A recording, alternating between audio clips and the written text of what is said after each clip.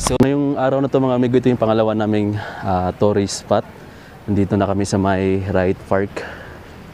Ang ganda ng mga amigo. Para ka nasa gubat. Tingnan mo yung mga niya, nilulumot, no. Ayan yung arc, oh. Nilulumot. Dito kami sa loob ng Wright Park.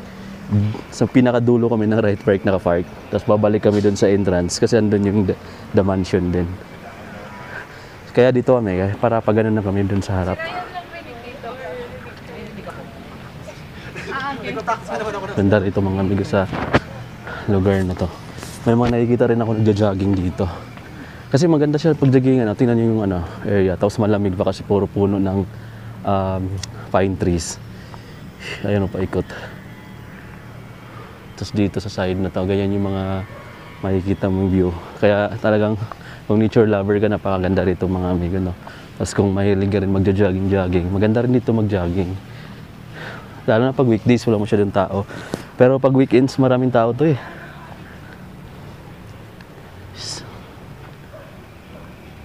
Ayan, bawal mag-sigarilyo. Tapos nandito na rin pala yung yung opisina ng House of Representative. Tsaka meron pa doon. Yung the mansion, no, sa pinaka dulo, sa pinaka-kalsada lang din talaga.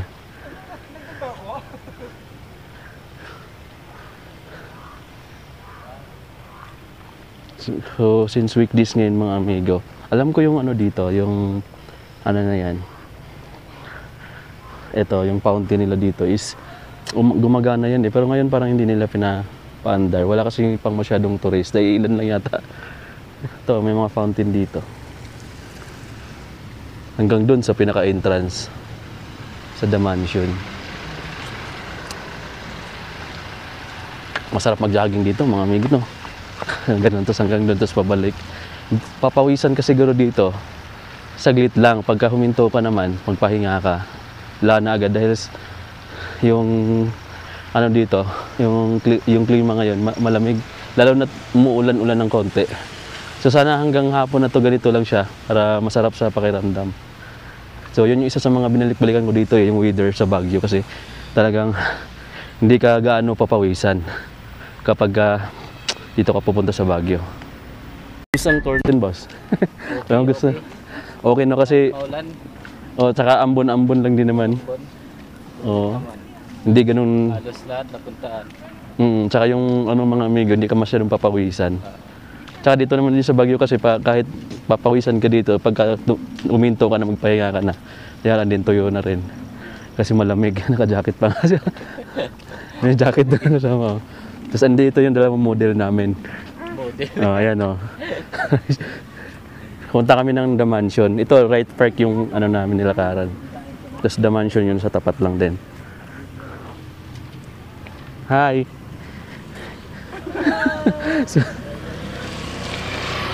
Enjoy ma'am, no, yung natin, no. Last din namin ngayon. Sinusulit na namin kasi maya-maya. Parang yung last natin mamaya, yung na lang ba? Mines View Park na lang daw isa. Yung last na yung Mines View Park. Ay, maganda rin mag-picture sa ilalim, oh. Parang nasa ibang bansa ka nito. Parang nasa Korea. Ganda ng mga puno nila dito, mga Hindi, iba. Ganda ng mga tubo ng pine trees dito.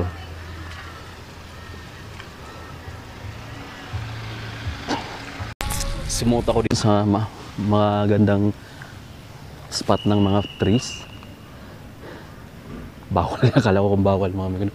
Ganda ng mga pine trees dito. Hanggang dun, no, sa pinakadulo dun, puro pine trees yung makikita mo, walang halo. May isa lang puno ng mangga na maliit. Sa sayo, puro pine trees na siya. Paikot guys.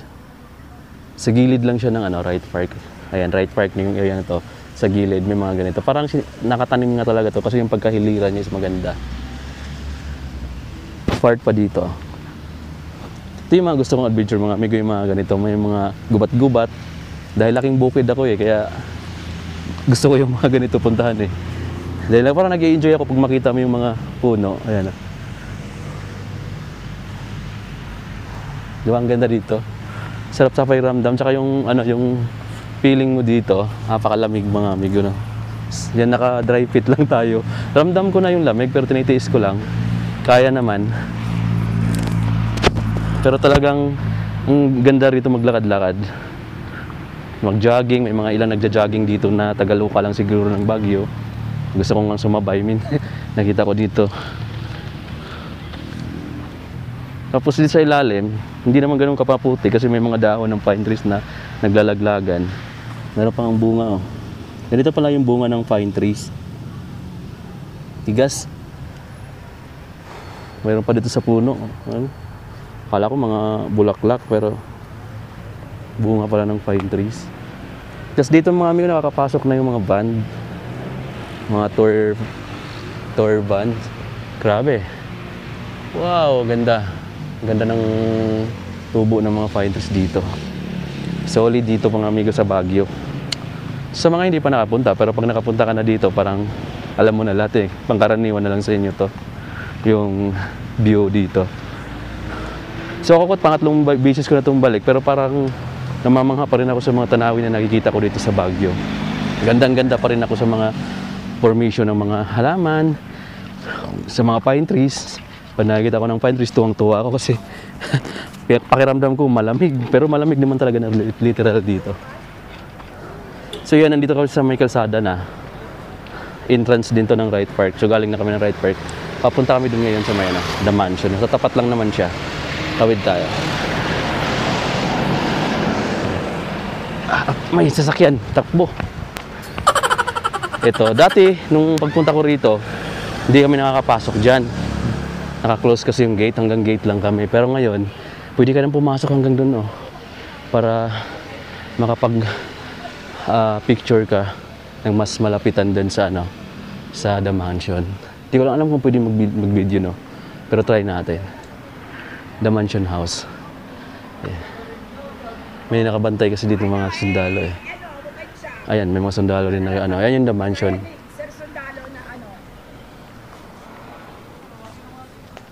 Tapos ito. Hanggang dito lang pwede. Ganda ng Ganda dito mga amigo sa loob ng The Mansion. Nandito ka lang sa gate pero ang gaganda rin makakapasok ka na ng ilang metro. Mas malapit. Mas kita mo yung The Mansion na print. Or The Mansion na tatak doon. Yung mas malapit. Ngayon picture muna kami dito. So guys, so papakita ko ng malapitan. Ito lang, dito lang hanggang dito lang yung mga turista eh. Bawal na pumunta ron may harang naman. Bawal na din sa kabila may harang din. So hanggang dito lang tayo. Kagandahan dito, mas malapit-lapit mo nang makikita yung The Mansion. May official sale pa siya. Ganun kalawak yung niya, yung niya, yung anong tawag dito? Ganun kalawak yung park na paikot. Ganda mga amigo ng pagkaano niya, landscape. Grabe. Sulit. Saka ang kagandahan dito sa dalawang na to, tourist spot, yung The Mansion sa Wright Park. Wala siyang entrance fee. So free lahat kung pupunta ka dito. Paalam na tayo sa Mansion, no? Pabalik na kami ng Wright Park. Sa Wright Park, mas marami kang maiikutan. Pero dito sa The Mansion, pagpasok mo ng gate, hanggang dyan ka lang. Kasi bawal na siya dumiritso. Doon na rin yung meeting, wala naman na iba dyan. Kalsada na yan dyan. Doon, marami pa doon, pababa. Oo, mayroon pa doon mga kusum-kusum kung gusto nyo. So balik kami dito sa may Wright Park. Ito lang yung The Mansion, yung gate. Tapos ano naman yung entrance ng The Wright Park. Pero doon kami nanggagaling kanina sa pinakadulo. Yung pinaka-main attraction talaga lang dito is yung mga pine trees, yung fountain. Pero hindi gumagana yung fountain ngayon, no? Saka dito is yung The Mansion mismo.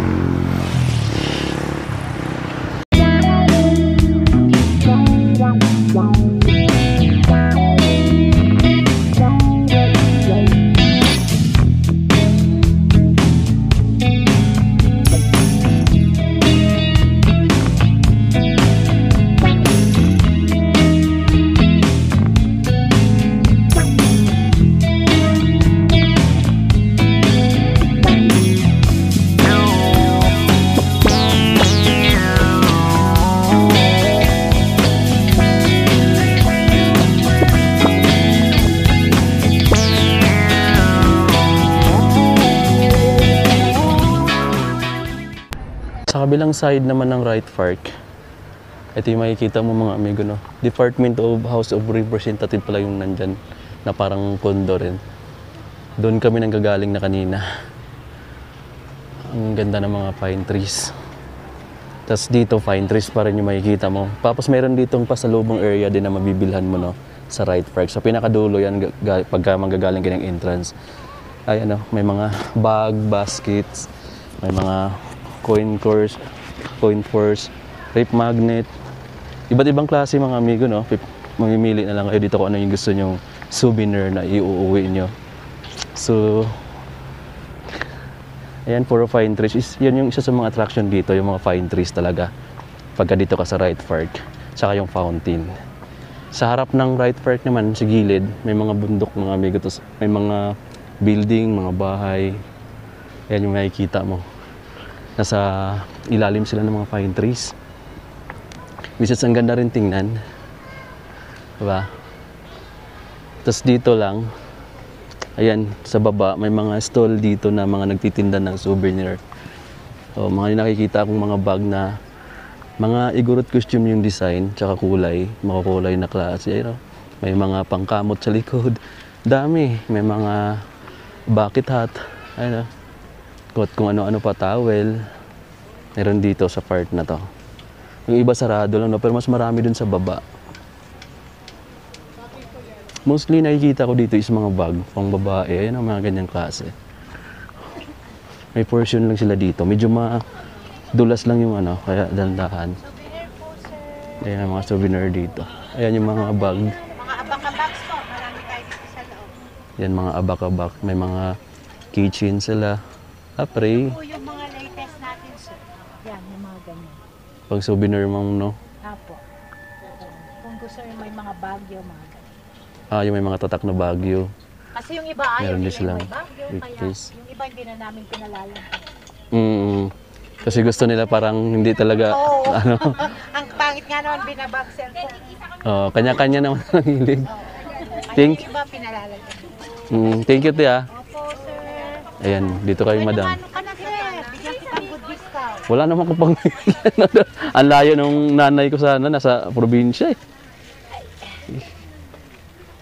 Hanap muna ako ng mabibigyan. Thank you, ma'am. Ito daw. Ayan, so dito, mayroon pa dito. Ayan, daming mga design, tapos iba-ibang klase. Meron dito. Meron nga din ditong mga maliliit na punyal. Ang tawag dito? Kamagong knife. Pwede yung palagyan ng main. Yung ganyan po, 280. Pwede sa 250. 280 to 250 yung pinaka-last na price. 250. Anong tawag nito, ma'am? Mga Kamagong knife. kanagong knife. Ito yung kamagong yung ano niya. Ako yung lalagyan, sir. Ang ganda ng mga design, oh. Ako ito, sir, ano, with opener. Matulis na rin pala. Meron na rin Bottle silang... opener po. Tipong hirap naman ito ibiyahe pagka mag-airplane din, no? Check-in luggage, sir. Pwede siya? Yes po. Marami na, sir, bumibili sa Tapos inuwi sa kung saan, ano. po. Tinatravel po niya sa ibang bansa. Tsaka hindi rin po siya mabilis kalawangin. Kasi maganda yung gawa nyo. Oh, ito pa nga lang, oh. Kamagong pa yung, ano niya, yung ginagamit. Ito, ano mga, tintinan ko yung mga design. Ano mga design ng ganito? Ito, magkano naman ganito kalaki? 380 po kahit sa 350. 360? 350 po. Kahit sa 350? 380 po sana. Ganito siya. Mahirap po kasi ito. Baka-bag. Ganito po siya. Parang ano ng... Oh, 350. Parang ito yung mga magagamit ko. Tapos ito po 180 sana sa 150 with bottle opener. Chicken nuggets naman ganito. Sa gilid. Opo, Check-in luggage pa po. Oh, Tapos wow. pwede po palagyan ng name dito. Dito na rin mismo? Yes Or- sir, mabilis lang po maglagay. Ah, Engrave po ng name. Okay lang. ang dami. Chiko mang manamimigay yung design. Pipili ako dito para makabili tayo ng isa. Nag-order ako kay ate, no. Isang ganito, 250. 280 siya, pero pwede siya sa 250. Kamagong yung ano niya, mga amigo. Itong ginamit niya na ganito, kamagong. Ayan, kamagong knife. Libre na yung name engraving. Ayan. Tapos kung gusto niya namang ibang mga item, ayan yung mga bag nila dito. Ayan. Tapos may mga ganito doon, sunflower yung design. So, ang dami. Meron din ganito. Ano to, ma'am? Lato-lato? Oo, ganyan yung design niya. Kung gusto niya ganito, pang sabit sa bag. Ganyan. Hindi ya pala yung sabit sa bagay sa Sa kotse na lang. Oo, sa harap. Ay, ito pang, kala ko malaking lapis. Pang sulat. Pang sulat. Sir, Ayan o. wait lang po nilalagyan lang po ng Sige ma'am, mayroon din maliit. Souvenir. January po, sir. January po ma'am.